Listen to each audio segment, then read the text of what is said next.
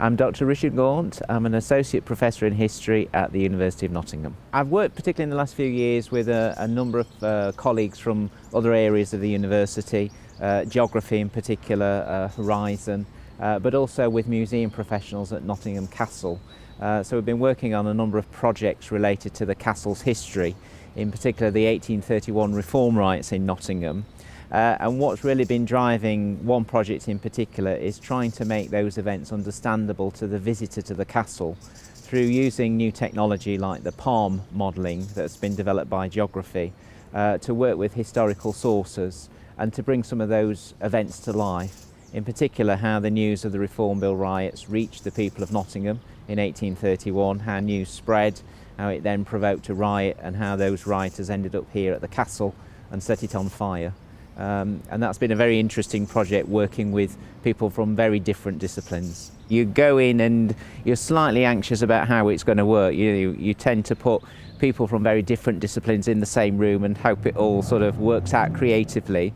And inevitably there are some challenges because you're coming from different backgrounds, you're coming with different trajectories of knowledge and understandings of the material, and it's trying to find a way of translating what each other's saying. So sometimes it could be interesting to try and be the historian in the room and get other people on the same page with you. And likewise, I think for the technologists on the project or the geographers, they work with a natural assumption of certain things, which is quite frightening and intimidating sometimes for those that don't work in that discipline.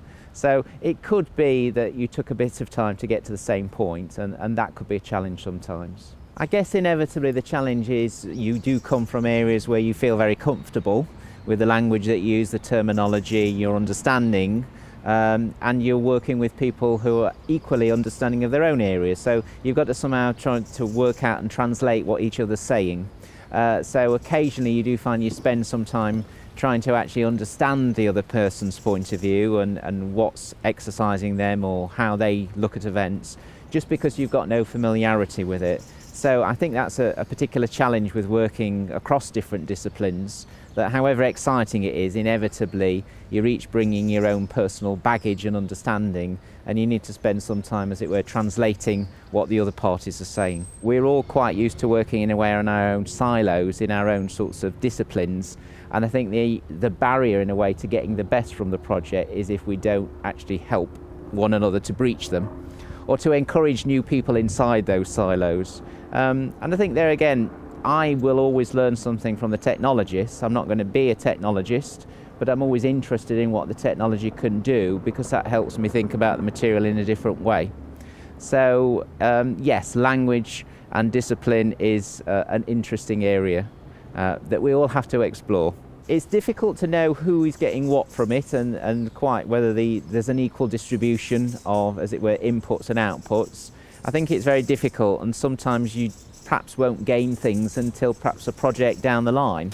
So it's very hard to quantify exactly what you get from it. Sometimes it's very obvious if it leads to a publication that draws on the research that you've been doing for a particular project.